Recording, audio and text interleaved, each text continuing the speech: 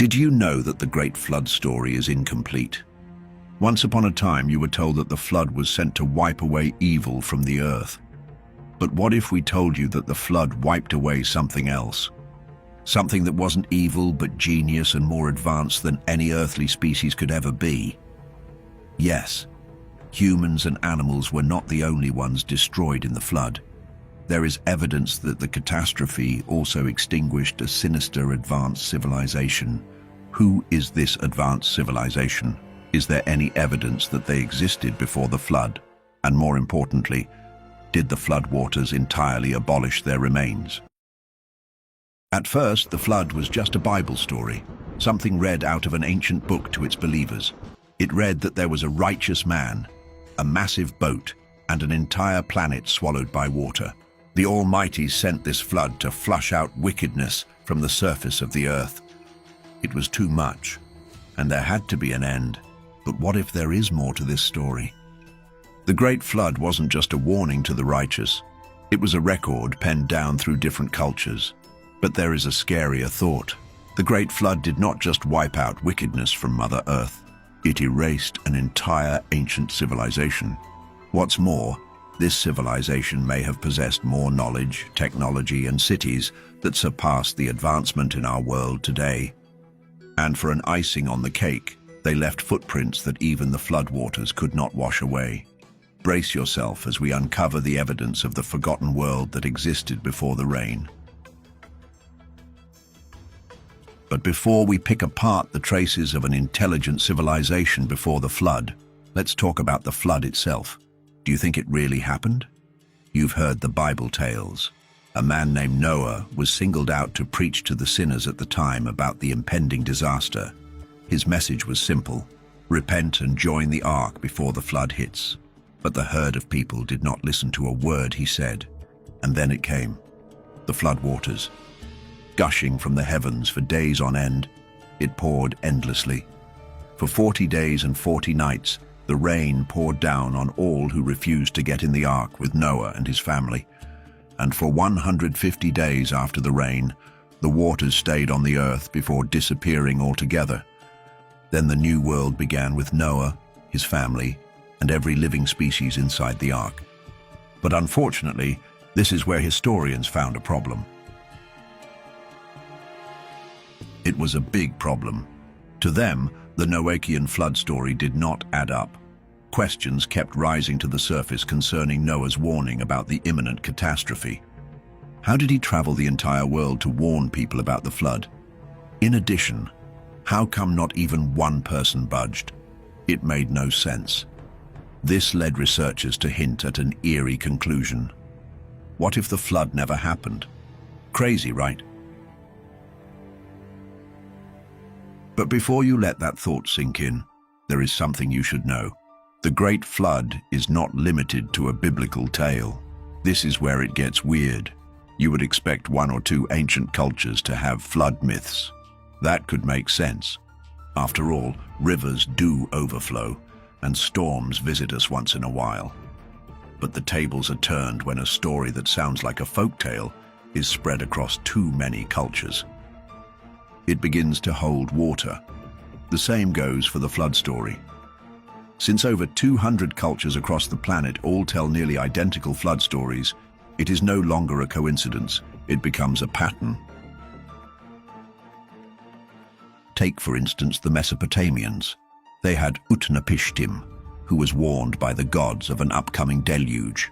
As a result, he built a giant boat that carried his family, craftsmen, and the seed of all living things. Or do we refer to the Hindus? They had Manu, who was saved by a fish god and carried aboard a ship to repopulate the earth. The list is endless. The Maya, the Greeks, the Norse, the Chinese, and even the Australians, you name it. They all have the story of a flood that came to cleanse the world after an age of corruption and forgotten power. Same plot, different names, and different timelines. If one myth is rooted in so many cultures, then truth lies within. Think about how specific the details are across different versions. 1. There is a warning from a god or celestial being. 2. There is a chosen survivor or family. 3.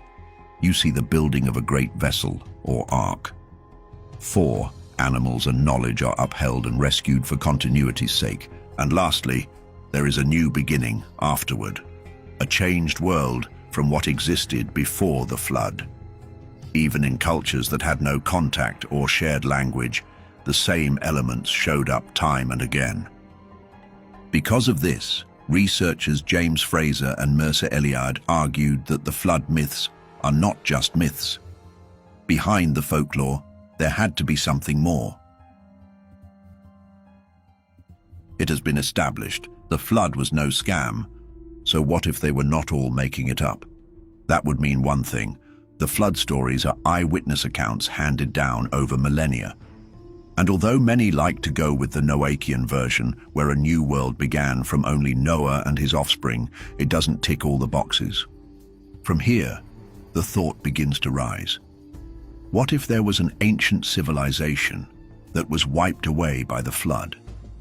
Furthermore, what if some survived to share the story of their former existence? Realistically, what if they left geological evidence too firm to ignore? The flood myth is no myth. Instead, it is a memory whose story has been told from culture to culture. In the same vein, the Earth has its own way of preserving memories, like the Great Deluge. If an advanced ancient civilization was indeed wiped away by the floodwaters, trust the Earth to keep the records. Whether through rocks, soil, or ancient seabeds, the planet keeps geological entries. If the Earth is so good at preserving geological evidence, why won't it keep some from a massive hydrological event like the Great Flood, an event so widespread that it reshaped continents for millennia to come? Surely something is lurking for us to see. But the question is, what are they? In the state of Washington, there is a place that looks like the aftermath of a planetary war.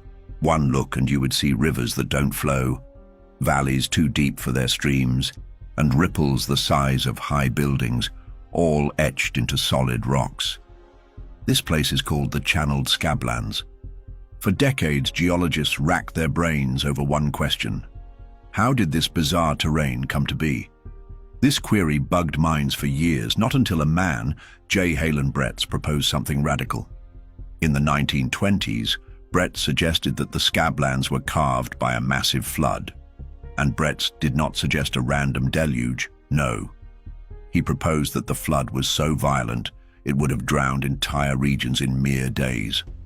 At the time, he was laughed at. It took 50 years, satellite imagery, and overwhelming evidence to prove he was right. But here's the question no one's asking. Were the Scablands carved by the same great flood we all know? More interestingly, what else did the flood destroy? Think about it. This wasn't slow erosion. This was a cataclysm. Imagine water moving at over 60 miles per hour, walls of it hundreds of feet high, capable of erasing entire cities and whatever secrets they held. Mainstream science calls it the Missoula floods, the result of glacial dam bursts during the last ice age. This happened around 14,000 years ago. But researchers like Graham Hancock and Randall Carlson argue something deeper. They suggest that this event wasn't just natural, it was a global reset. If the Scablands are proof of sudden world-changing floods, what else is out there?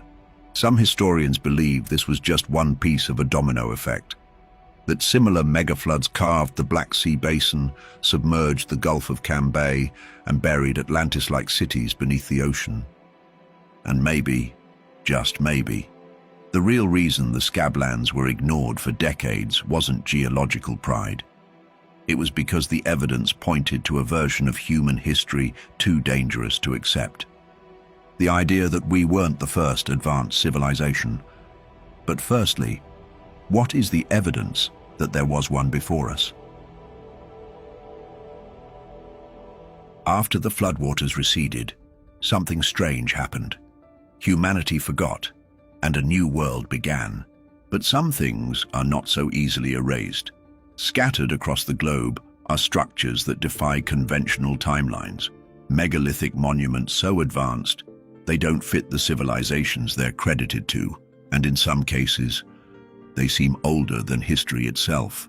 Tick-tock, the clock is spinning fast, but we ain't backing down. We'll make it last. They try to silence us, control the game, but we won't let them. We'll rise in fame, call me truthful, leading the way, exposing censorship, low price to pay. They wanna censor us, control the news, but we'll keep fighting, spreading the truth, cause we're the truth mafia, breaking the chains, shining the light through the darkest of days. They try to shut us down, but we